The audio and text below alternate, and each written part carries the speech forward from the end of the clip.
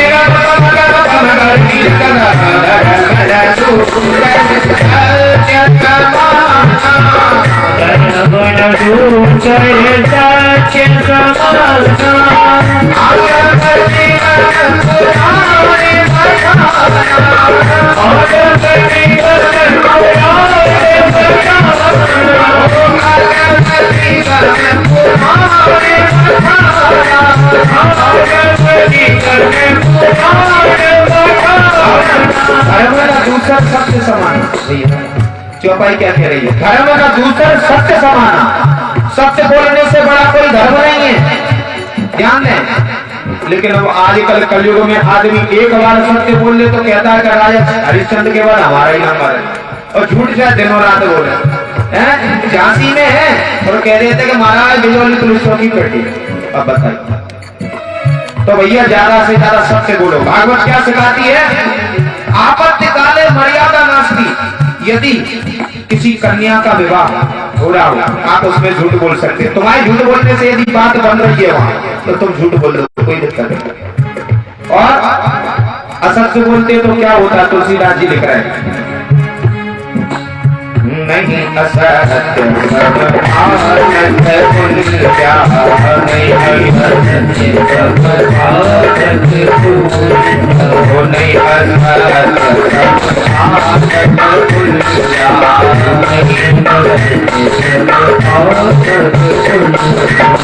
फिर कब होए कि कोटि गुंजा, फिर कब होए कि कोटि गुंजा। नहीं असत्य सम पातक पुंजा। कितना बड़ा पाप लगता है सत्य बोलने से, पता है? पातक पुंजा। भैया नरकों में भी जगह नहीं मिलेगी। लेकिन आजकल जो कहता है आदमी कि नरकों से क्या करना है भैया, क्या करना है नरकों से? यही देख लो जो है, भाई भाई में नहीं बन रही है, सास बहू में नहीं बन रही है, कलयुगी तो है। क्यों क्यों नहीं बन रही है ये बता। राम जी के यहाँ, दशरथ जी के यहाँ पर राम जी का विवाह हुआ तो सीता मैया क्या बहू बन के नहीं आई कि जो आजकल की नई बहुएं आ रही हैं कि वही बहू बन के आई? ये बताइए, आई थी ना? लेकिन दशरथ जी ने क्या कहा था? बधू लड़किनी पर घर आई और राखो नयन पलट की नहीं। अभी हवा चले तेज, मिट्टी उड़ने लगे तो अपनी आंख कैसे जल्दी बंद करोगे? आंख में अंदर कुछ चला नहीं जाए। राखो नयन पलक की नाही। इसी प्रकार से बहू को रखना चाहिए। अब आजकल की बहुएं तो हाथ दैया मचा रखी है, आते ही दूसरे दिन ही चूल्हा अलग करो भैया, हाँ हम नहीं रहेंगे, सुन लो हम पे इतनी रोटी नहीं होगी। और तुम पे हाल जुटवा रहे, रोटी नहीं कर पा रही है भैया। माताओं से निवेदन करूंगा, अपने सास ससुर की सेवा नहीं कर पाई तुमने जीवन में तो कुछ नहीं कर पाया। आप सोचो कि जिस माँ ने तुम्हें जन्म दिया है वही तुम्हारी माँ है ना, उसने तो दान कर दिया। मान के चलो मैंने कोई अपना वस्त्र आपको दान कर दिया, ध्यान दें, अब तुम वस्त्र फाड़ो, फेंको, पहनो या जला, हमें उससे मतलब नहीं, क्योंकि मैं दान कर चुका। अब भैया आजकल हेलो, आज मम्मी जो सब्जी बनी थी हमें इतना नमक डाला था, एक एक बात अपने मायके में पहुंचा थी। इस कारण सबसे बड़ा कारण आजकल परिवारों में झगड़ा हो रहा है, तो क्यों पता? ये फोन के कारण। तुरंत हेलो मम्मी आज ऐसा हुआ, आज ऐसा हुआ। अरे भैया क्या हुआ? वो तुम्हारा घर छूट चुका, अब जो घर है तुम्हारा वो ही है। और सुनो, सास ससुर यदि अपनी बहू को बेटी मान ले और बहू सास ससुर को यदि माता पिता मान ले तो लड़ाई हो ही नहीं सकती। लेकिन जब तक ये सास ससुर और बहू चलेगा तब तक ऐसे ही लड़ाई होती रहेगी। दूसरा श्लोक श्रुति कहती है, धर्म प्रोज्यत गोत्र परमो निर्मशराणाम सता वैद्यम वास्तव मत्र वस्तु शिवदम तापत्रयोन्मूलन्। श्रीमद्भागवते महामुनि कृते किं वा परैरीश्वरा सद्यो हृद्वरुध्यते पृथ्वी शुश्रूषु दिक्तक्षणा। ध्यान दें,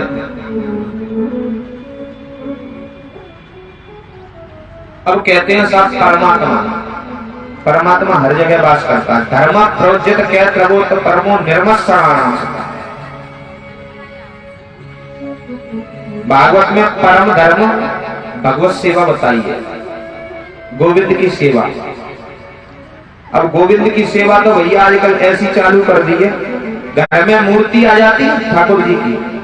एक बात बताना, आपके घर पे यदि कोई बालक है छोटा, आप कितनी बार उसको भोजन कराते, कितनी बार दूध पिलाते जब उसको भूख लगती?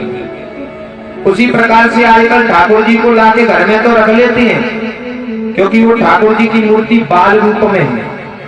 अब कई लोगों के तो भगवान घरों में एक एक महीने से नहाए नहीं होंगे, ठाकुर जी एक एक महीने से नहाए नहीं होंगे। भैया ठाकुर जी की सेवा करनी है तो अपने बालक की जितनी करते हो उतनी ठाकुर जी की सेवा करनी चाहिए। रात्रि के समय दूध पिलाना चाहिए। माँ यशोदा 8 बार भोजन खिलाती थी कन्हैया दिन भरे में।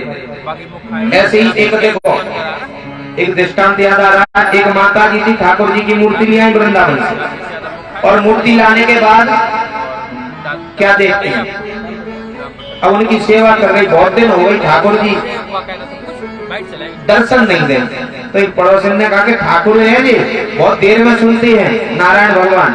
बोले अच्छा, तो क्या करें? बोले दुर्गा की पूजा करो, मैया तुम्हें जल्दी दर्शन दे देगी। तो बाजार से पीतल की मूर्ति ले आई दुर्गा जी की, ठाकुर जी को उठा के ऊपर वाली अलमारी में रख दिया। अब दुर्गा जी की पूजा करने लगे। दुर्गा जी के सामने धूपबत्ती अगरबत्ती जलाई तो उसका धुआं उठ के ऊपर जाने लगा।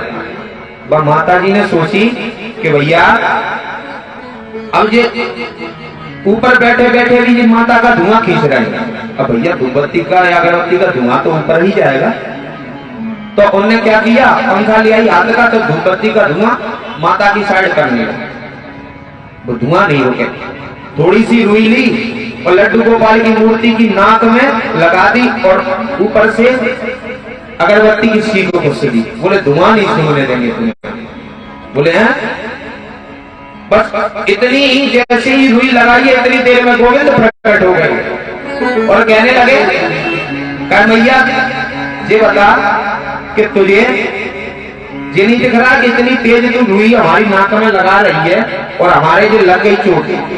बोले हमें क्या पता था भगवान तुम रुई से प्रसन्न होते हो, नहीं हम रुई जाने कब की तुम्हारी नाक में लगा देते, हमें तो दर्शन करने थे। देखो रुई वाली बात नहीं है, भाव होना चाहिए। उस माता का भाव हो गया कि ये पीतल की मूर्ति भी धुआं ले रही है, बस भाव होना चाहिए सबसे बड़ी बात। भगवान तो सब जगह है, ध्यान दें। अब कहते हैं महाराज भगवान सब जगह है तो फिर मंदिर काय को जाते हो जब सभी जगह? बात सही है। तो अब ये बताओ हवा तो सभी जगह चल रही है, आप लोग बाहर धूप में खड़े हो जाओ जरा, फिर आनंद आता है कि छांव में बैठ के हवा में लेने में आनंद आता है। हवा सब जगह चल रही है लेकिन तुम्हें शांति गर्मियों में कैसे पेड़ की छाया देखते हैं, शीतलता पेड़ की छाया के नीचे मिले, हवा तो सब जगह चल रही है। तो बस यही बात है, परमात्मा सब जगह है, बस मंदिर जाने। ध्यान दें, मंदिर जब जाते हैं तो मंदिर में बैठकर अपने प्रभु के सामने बैठकर शांति प्रदान होती है। क्यों? इसी बात को कबीर जी कहते हैं, घट घट रमता साइया खाली घट नहीं कोई, बलिहारी घाट की चा घट पर घट होई। अब ये बताओ परमात्मा सभी जगह रहता है लेकिन हम देख क्यों नहीं पाते हैं? क्यों नहीं देख पाते? कारण मैं तो हमारे बाबा बैठे दिख रहा है साक्षात, अब तुम लोगों को क्यों नहीं दिख रहा है तुम जानो। एक बात और बता दे, बड़ी हेलोजन तो देखी होगी, ये लगी है। अब इस हेलोजन को जला दो और उसके बगल में एक 10 रुपए वाला बल्ब, क्या वाट का, 0 वाट का था 2 वाट का, उसको लगा दो, उजीला किसका ज्यादा होगा बताइए? हेलोजन का होगा ना, बल्ब का उजीला नहीं होगा। तो भगवान की आंखें हेलोजन है और हमारी आंखें 10 वाट का बल्ब, तो हेलोजन के आगे 10 वाट के बल्ब का उजीला कम है। यदि तुम्हें हेलोजन जलानी है, हेलोजन के सामने हेलोजन जला दो, तब तक अंदर की तुम्हारी आंखें नहीं खुलेंगी, जिन्हें चक्षु बोलते हैं, वो नहीं खुलेंगी तो परमात्मा का दर्शन आप नहीं कर सकते हैं। ध्यान दें। तीसरा श्लोक सूची कहती है महाराज, निगम कल्प तरोर गलितम फलम सुखमुखादि अमृत द्रव संयुक्तम पिबत भागवतम रसमालयम मुहुरो रसिका भोगावता। बोले निगम कल्प तरोर गलितम फलम। ध्यान देना भैया, आज की बहुत गूढ़ कथाएं हैं। देखो भजन सुनना चाहोगे तो भजन की डायरी हमारे पास बहुत बड़ी है, पूरे दिन हम भजन सुनाएंगे। और यदि कुछ बातें लेना चाहोगे, गूढ़ बातें, वैसे तो इस क्षेत्र में कई विद्वान आ चुके हैं, हमें बता रहे थे पार्षद जी, लेकिन हम तो विद्वान नहीं है। हमें जैसी बाबा प्रेरणा करता जाता है वैसा हम बोलते जाते हैं। जिस प्रकार से एक बार टीवी में पिक्चर चालू कर दो तो जब तक एंड नहीं हो जाएगा तब तक वो चलती रहेगी, ऐसे ही हम मंच पर बैठ जाते हैं और बाबा का बटन दबाया और चालू, और जब तक वो बटन नहीं बंद करेंगे तब तक नहीं बंद होगा। तो इसीलिए भजन तो हम मोबाइलों पे भी सुनते हैं, लेकिन गुण कथाएं सुनते। निगम कल्प तरोर गलितम फलम, भैया एक वृक्ष है, निगम रूपी वृक्ष, कल्प वृक्ष का पका हुआ फल है जो श्रीमद् भागवत महापुराण। अब कह रहे हैं सुख मुखाद अमृत द्रव संयुक्त, इसमें तोते की चोंच लगी है सुखदेव जी की। अब देखो आपकी भाषा में समझना, आपने देखा होगा गांव में बेर वगैरह के पेड़ रहते हैं, ध्यान दें, बेर वगैरह के पेड़ रहते हैं और वैसे भी रहते हैं अमरूद वगैरह के, तोता उसमें चोंच मारता है तो वो फल मीठा हो जाता है। देखा जैसे किसी पेड़ में तोते ने चोंच मार दी तो मीठा हो गया। अब या फिर ये कहो कि उस तोते को पता है कि ये फल मीठा है, उसी में चोंच मारता है, या फिर ये कहो कि तोते के मुख लगने से ये मीठा हो जाता है, तोते की चोंच लगने से। तो ये श्रीमद् भागवत महापुराण, ध्यान देना आप। अब अभी तो कोई फिल्म रिलीज हुई है, कौन सी पठान हुई है, कौन सी भैया, उस फिल्म को तुम एक बार देखोगे, 10 बार देखोगे, 20 बार मन भर जाएगा। और ये कथा तो निरंतर सुनते रहो, प्रतिदिन सुनो, मन भरेगा ही नहीं, क्योंकि भगवान की कथा से मन कभी भरता नहीं है। निगम रूपी कल्प वृक्ष का पका हुआ फल और उसमें सुखदेव जी की चोंच लगी हुई है। अब कह रहे हैं सूजी महाराज पेवत भागवतम रसमाल्या। अब देखो सूजी गड़बड़ कर रहे हैं, फल कहीं पिया जाता है, पहले तो भागवत बता दिया कि फल है, अब कह रहे हैं कि इसको पियो। तो फल कोई पी सकता है? या तो उसका जूस निकाल लो तो तुम पी पाओगे। पेवत भागवतम रसमालयम मोहर हो रसिका भोभाव, इसको पियो। अब साहब कैसे पिए, ध्यान दें। एक तो हम पीते हैं मुंह से और एक पीते हैं कानों से। और ये रस सूत जी कह रहे हैं कि श्रीमद् भागवत महापुराण एक ऐसा रस है कि कानों के द्वारा हृदय में प्रवेश करने की चीज है। अब भैया देखो, एक स्वर्णकार थे, स्वर्णकार पीने की तो ऐसी बात है कि कुछ लोग इधर से पीते हैं और इधर से निकाल देते हैं, जा कान सुनी जा कान निकाली हैं। और कुछ लोग पीते हैं और वो हृदय में प्रवेश करते। एक स्वर्णकार थे, उन्होंने नुमाइश मेला समझते, मेले में मूर्ति लगा दी, पीतल की 2 मूर्ति बनाई, 10-10 किलो की शुद्ध पीतल की बराबर, और कह दिया भैया हमारी मूर्ति की जो भी परीक्षा कर ले, 1 लाख रुपए की, 10,000 रुपए की। सब लोग आके देखें, मूर्ति का वजन तोल के देखें, सब कुछ चीज तोल के देखें, मूर्ति नहीं समझ में आया। एक संत जन आए, संत ने कहा कि हम तुम्हारी मूर्ति की परीक्षा ले सकते हैं? बोले बिल्कुल। तो संत ने को सुतली ली, सुतली, और मूर्ति के इस कान में डाली तो इस कान में निकल गई, ध्यान देना। तो उन्होंने कहा यह मूर्ति तुम्हारी 10,000 रुपए की है। फिर उसी सुतली को फिर से हाथ से बटकर और इस कान में डाला तो इस कान में न निकलते हुए वो पेट में प्रवेश कर गई। बोली ये 1 लाख रुपए।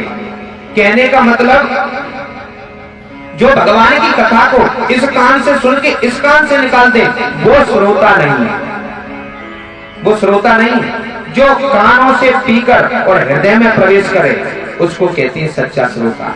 अब कई लोग कहते हैं कि महाराज हम तो बहुत सुन रहे, दनादन कथाएं चल रही हैं अभी, और गर्मियों में तो अभी देखो तो कितनी कथाएं चलेंगी। बोले इतनी कथा सुन सुन के परेशान हो गए, तो रामचरितमानस में लिख दिया क्या, ध्यान देना।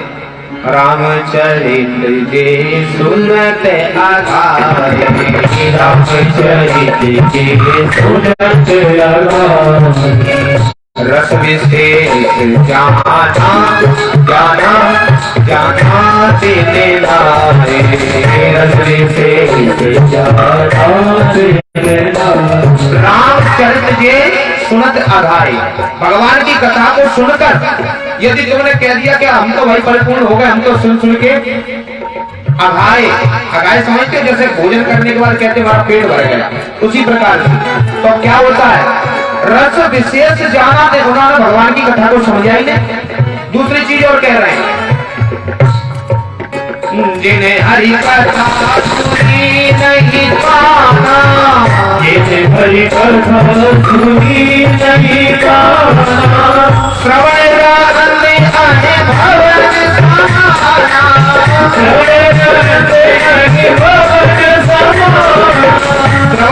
गाना तो पता है क्या बताया है तुलसीदास जी ने, मैं अपने मन से नहीं कह रहा, तुलसीदास जो लिख रहे हैं वो बता रहे हैं। जिन्हें हरी कथा सुनी नहीं गाना, जिन्होंने ये कथा भगवान की कभी सुनी ही नहीं है, तुम तो इतने परम सौभाग्यशाली हो कि तुम कथा सुन रहे हो।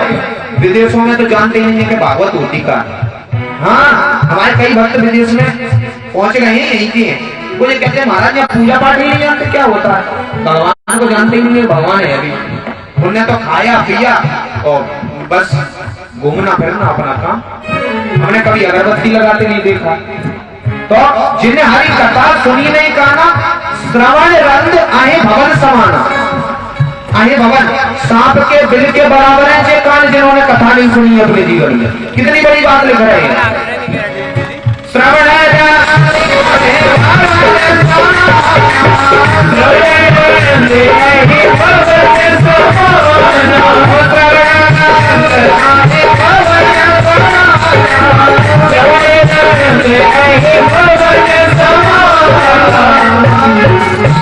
इसीलिए भैया ज्यादा से ज्यादा कथा सुनो, और सुनो ही नहीं उसको अपने जीवन में उतारिए।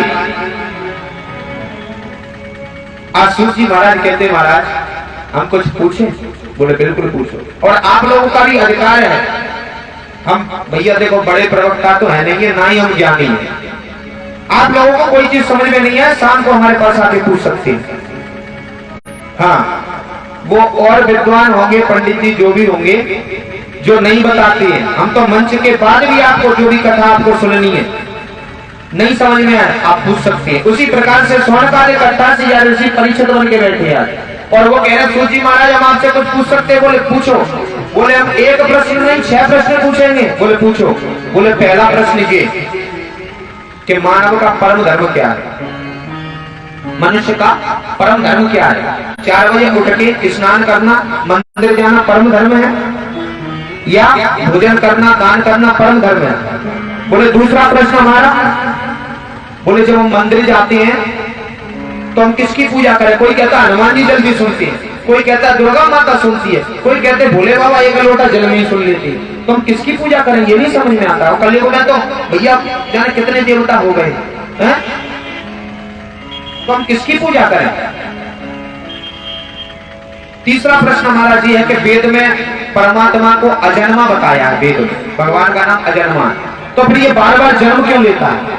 कभी दशरथ का बेटा बन के आता है, कभी वसुदेव नंदन बन के आता है, कभी नरसिंह अवतार, क्यों बार बार क्यों जन्म लेता है? चौथा प्रश्न हमारा ये है कि भगवान के कितने अवतार होते हैं। कोई कहता है 18 अवतार है, कोई कहता है 22 अवतार है, कोई 24 अवतार। और 5वां प्रश्न ये है कि वक्ता कौन श्रेष्ठ है, जो छोटी बात को बड़ी बनाकर कहे या बड़ी बात को छोटी बनाकर। अतः साथियों यत् सारम समुद्यत मनीषया। और 6वां प्रश्न महाराज हमारा ये है, जब भगवान अपनी लीला समाप्त करके इस धराधाम को छोड़ के गए तो धर्म किसकी शरण में गया। हमारे ये 6 प्रश्न है, और इन 6 प्रश्नों पर ये 7 दिन कथा चली। तो सूची महाराज कहते कि तुमने तो बहुत अच्छे प्रश्न किए, मानवों के लिए प्रश्न किए, अपने लिए नहीं किए। बोले सुनो, हम जरा अपने गुरुदेव का ध्यान कर लें। बोले सूत जी महाराज आपके गुरुदेव कौन है? बोले सुखदेव जी। बोले उनका हम ध्यान कर लें। बोले महाराज ये सुखदेव जी कैसे? बोले राधा रानी के पास में स्वर्ग लोक में सुखदेव जी रहते थे, तो राधा रानी के माध्यम से सुखदेव जी ने कहा कि धर्म का प्रचार होना चाहिए, भागवत का प्रचार होना चाहिए, सुखदेव जी आप पृथ्वी पर जाओ। तो आज राधा रानी के कहने पर सुखदेव जी कैलाश पर्वत पर एक पक्षिणी तोती के गर्भ में प्रवेश कर गए। अब भैया इधर नारद जी का आगमन हुआ, श्रीमन्नारायण नारायण हरि हरि, श्रीमन्नारायण नारायण हरि हरि, नारायण नारायण हरि हरि, नारायण नारायण हरि हरि, श्री नारायण नारायण हरि हरि, नारायण नारायण हरि हरि, बोल श्री नारायण नारायण हरि हरि, नारायण नारायण हरि हरि, शिव नारायण नारायण हरि हरि, नारायण नारायण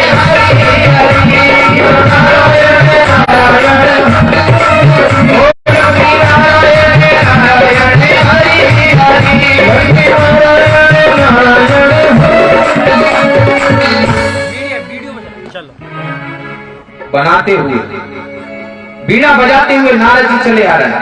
भैया नारद सुन लो, नारद एक उसका नाम है।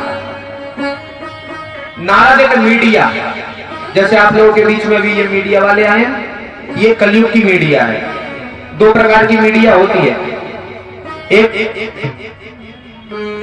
इलेक्ट्रॉनिक मीडिया जो उस पे टीवी पे देखते हैं, और एक प्रेस मीडिया जो पेपरों में छपती है। दो प्रकार की मीडिया होती है। हाँ, हमारे पास भी मीडिया का ऑफर आया था, देखो भगवान की कृपा, रिपोर्टर बनाया गया था हमें क्राइम न्यूज का।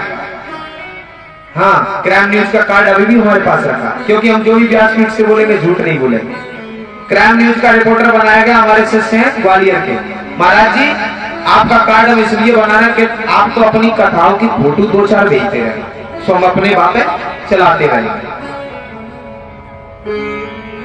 तो नारद है मीडिया उस समय की, इधर की बात उधर करना। कोई यदि खबर फैलानी है नारद जी को बता दो, मिनटों के अंदर पहुंच जाएगी। ऐसे ही यहाँ पे कोई खबर पहुंचानी है तो आप मीडिया वालों को बुला लो, तुरंत देखो 1 घंटे के अंदर सब टीवी पे प्रेस पे छपके तुरंत, है ना। ध्यान दें। तो आज नारम ज्ञानम इति ददाति नारदा, नारद जी का नाम है। नारद, जिसकी बात कोई रद्द ना कर सके, देवता भी जिसकी बात रद्द ना कर सके, वो है नारद। ध्यान दें। और सुनो, जहां पे नारद जी पहुंच जाए, वहां पे यदि लड़ाई हो रही हो तो बंद हो जाएगी, और जिस घर में लड़ाई नहीं हो रही हो वो नारद जी को पहुंचा दो, तुरंत लड़ाई चालू। नारद जी ऐसे हैं।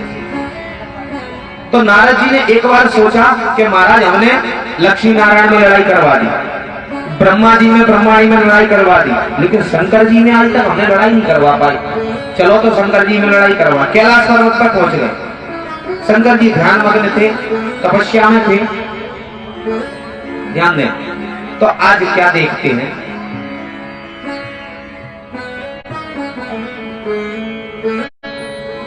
वहां पर पहुंचकर नारद जी तुरंत ही कहां पहुंचे हैं, पार्वती मैया के पास कान भरने के लिए। पार्वती मैया के पास पहुंचकर और कहने लगे, मां प्रणाम करते हैं।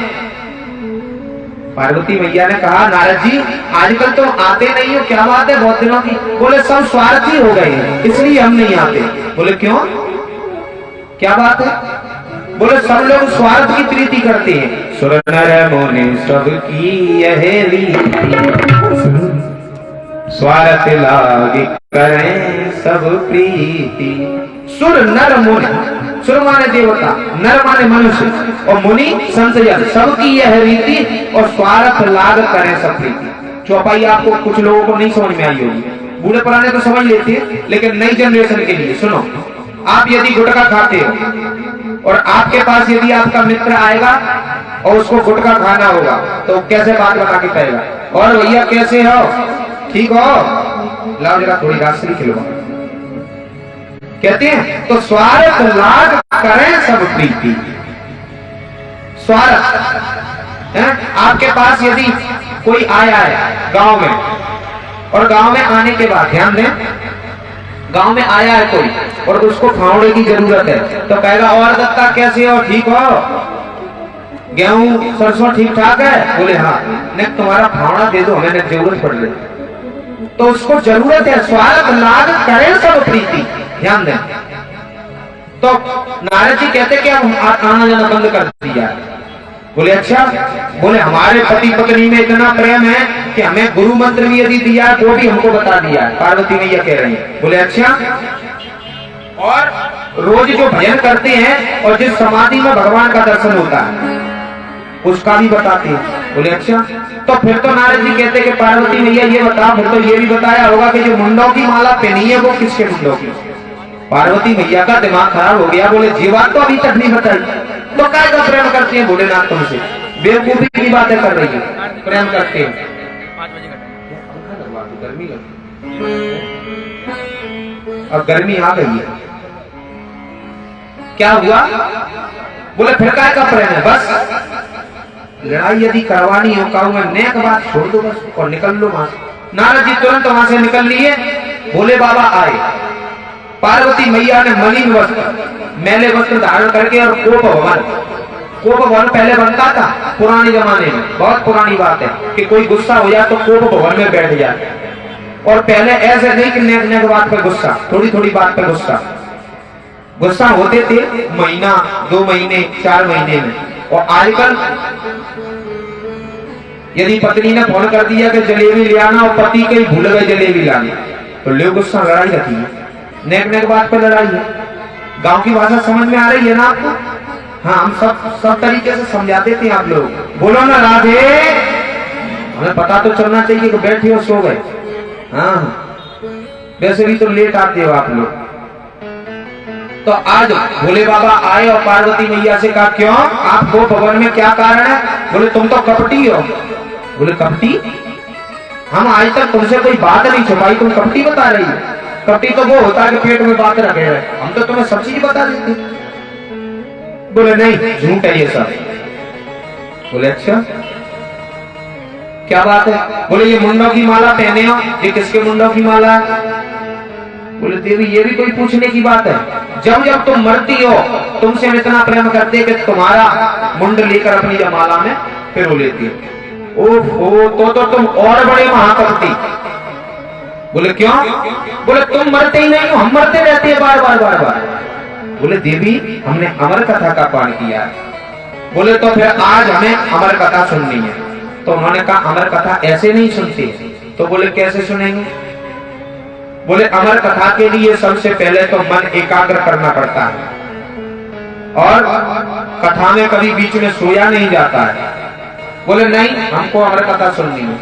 राज हट, क्रिया हट, बाल हट बहुत बुरी होती महाराज। हाँ, इससे परमात्मा भी हार जाता है।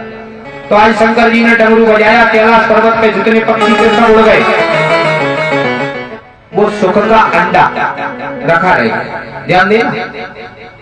अब भगवान शंकर जी समाधि लगी और आंख बंद करके कथा सुना रहे हो। पार्वती मैया से कह दिया सुनो, तुम ओम ओम का उच्चारण करती रहना, हम कथा सुनाएंगे। हमें पता तो लगना चाहिए कि तुम सुन रही हो कि नहीं। जैसे हम कहते हैं ना बोला करो राधे राधे, तो हमें पता तो लगना चाहिए कि तुम सुन रहे हो। तो आज भगवान शंकर ने तुरंत ही कथा प्रारंभ की। प्रथम स्कंद, द्वितीय स्कंद, तृतीय स्कंद हुआ, वो अंडा फूट गया, उसमें से बच्चा सुख का निकल आया, ध्यान दें। और आज अब दसम स्कंद पे जैसे ही कृष्ण और उद्धव संवाद चल रहा था और मैया पार्वती की नींद लग गई। नींद लगने के पश्चात, ध्यान दें भक्तों, नींद लग गई और नींद लगने के पश्चात अब वो ओम ओम कहना पार्वती मैया ने बंद कर दिया। सुखदेव जी ने ऊपर से सोचा कि कथा इतनी मधुर चल रही है और जे कहीं ओम ओम कहना बंद कर दिया, कथा यहीं रुक गई, तो वो ओम ओम खुद ऊपर से बोलने लगे। और आज जैसे ही 12वें स्कंद की कथा पूर्ण हुई और जयकारा लगा, बोले बाके बिहारी लाल की जय। पार्वती मैया की नींद खुली और नींद खुलने के पश्चात हाथ जोड़ के कहने लगी कि हे प्रभु, वो कृष्णोत्तम संवाद चल रहा था, कथा कहां तक पहुंची? उन्होंने कहा कथा तो पूरी हो गई। बोले क्षमा करना भोलेनाथ, मेरी नींद लग गई थी। बोले तुम्हारी नींद लग गई थी तो ओम ओम कौन बोल रहा था? खड़े होकर देखा तो ओम ओम आंखें बंद करके सुखदेव जी ऊपर बैठे सुख के रूप में, तोते के रूप में बोल रहे। भगवान शंकर ने त्रिशूल उठाया और सुखदेव जी को मारने के लिए दौड़े। और दौड़ते दौड़ते भद्र का आश्रम में व्यास जी की पत्नी बिटिका देवी अपने बाल सुखा रही थी। जैसे ही जमाई आई तो वो सुखदेव जी का बच्चा मुंह में से होके गर्भ में पेट में प्रवेश कर गया। बोल सुखदेव जी महाराज की। अब भैया मरता क्या नहीं करता, ध्यान देना। तो आज सुखदेव जी, शंकर जी ने जाकर व्यास जी से कहा कि हे व्यास जी महाराज, तुम्हारे घर में हमारा चोर घुसा है। बोले चोर? बोले जी बताओ। बोले ना तुम पर पहनने को कपड़ा नहीं है, रहने को घर नहीं, तुम्हारा कहाँ चोरी कर लिया? बोले हमारी अमर कथा चोरी की है। तो तुरंत ही व्यास जी ने कहा कि भोलेनाथ तुम बिल्कुल भोले हो, जिसने अमर कथा सुन ली हो तुम उसको मार सकते हो, तो हमारी हो गया। आज भोलेनाथ चले गए। कुछ दिनों के बाद अब तो 12 वर्ष हो गए सुखदेव जी को मातृ गर्भ में। तुम लोगों के माताओं के गर्भ में तो बालक 9 महीने जा 10 महीने, इतने में संकट पड़ने लगती है। और वैसे सुखदेव जी गर्भ में 12 वर्ष हो गए। अब उन्होंने व्यास पत्नी बिटिका देवी ने कहा व्यास जी से कि हे नाथ, हमारे गर्भ से मंत्रों की आवाज आती है। बोले अच्छा। तो आज व्यास जी कह रहे हैं कि हे सुखदेव जी महाराज, तुम्हारी माँ को कष्ट है गर्भ में, तुम निकलो इस गर्भ से। बोले नहीं। बोले माया लपेट जाएगी, भगवान विष्णु की माया लिपट जाएगी। बोले नहीं लिपटेगी, वो लिपट जाएगी। इसी प्रकार से जीव जब अब गर्भ में आता है, हम लोग जब माता के गर्भ में आते हैं और गर्भ में भैया इतनी पीड़ा, गर्भ दुख सम नहीं, गर्भ दुख सम नहीं। गर्भ में इतना कष्ट होता है, गर्भ समझ लो पेट माताओं का, पेट में इतनी दिक्कत होती है बालकों को, जो बालक पेट में रहता है वो वही बता सकता है। 1000 बिच्छू एक बार डंक मारे इतनी पीड़ा होती है, समझ लो। क्यों? क्योंकि माँ को जो चटपटी चीज खा ले तो पेट में दिक्कत है, और ज्यादा तेल वाली चीज खा ले, गर्म खा ले तो दिक्कत पेट में। अब वो कह तो सकता नहीं है, बस कहता है कि हे प्रभु इस गर्भ से बाहर निकालो, मैं तुम्हारा 24 घंटे भजन करूंगा। गर्भ में तो तुमने भगवान से वादा किया कि भगवान इस गर्भ से पेट से बाहर निकालिए, मैं 24 घंटे तुम्हारा भजन करूंगा। और गर्भ से बाहर निकलते ही कोई भजन करता है? 24 घंटे की छोड़ो, 24 मिनट कभी भजन किया, बैठ के ध्यान किया?